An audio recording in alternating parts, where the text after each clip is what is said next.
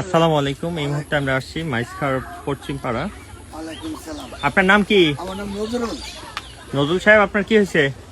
কাল রাত 1টা বাজে আমার ঘরের দরজা টাচ করে হয়েছে হিলা ফেলছে? হয়েছে।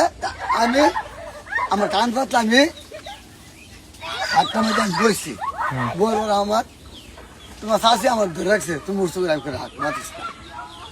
টপ করে আমি ওই দিকে দরজাটা মেলছি, জানালার কাছে জানালা মেললা একজনের দোন দিকে দরজা গেছে গা।